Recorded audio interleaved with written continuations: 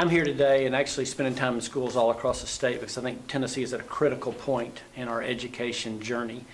Tennessee is literally the fastest improving state in the country when it comes to education results, and that's not by accident. It's because we have an incredible group of professional educators who've been working really hard, and they've raised the standards and expectations for our students. We have to do that if we're going to compete for the jobs that we want to bring all across Tennessee, east, middle, west, rural, urban, suburban, you name it. The great news is it's happening. We're 3 years into the implementation of new standards, and we are making great progress. The horrible thing would be if we decided to turn around and back up right now. Well, we've asked teachers and principals to come together, and it's actually it's encouraged me in terms of the battle we're in the middle of, how important it is. This is a difficult process we're going in, where Tennessee's always been at the back of the pack when it came to education. For the first time ever, through some really hard work by people, that's no longer true anymore. We're moving up to the middle and hopefully toward the top of the 50 states. And that's encouraging to me to see the results that we're already having, and we need to recognize why that's happening.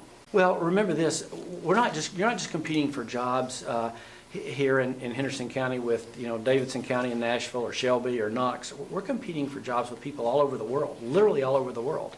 And if we accept the fact that we're always going to be at the back of the pack when it comes to training our workers, we have a problem. And so it begins with that we live in a world now where there are no boundaries, and our students have to be able to compete with anyone, period.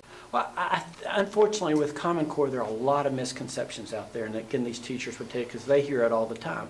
And there's misconceptions about, this is the federal government intruding, which is not true. It's misconceptions about what we're teaching, that we're taking over curriculum, which is not true. Local school boards are still determining that. And unfortunately, the misconception has won the day. And so the fact that teachers and the professional educators who really understand what's happening, their voices are not being heard in this, and their voices are, please don't turn around. We've worked too hard and come too far to go back. Common Core has been developed by a group of states and a group of professional educators who are committed to the idea that what a third grader should know in Tennessee is no different than what a third grader should know in Washington State or Montana or Texas. There's certain standards. And we don't want our state to be the one that falls behind. We don't want our children to be the ones that take 2 years off from these higher expectations to where when the rest of the country moves forward, we don't do that.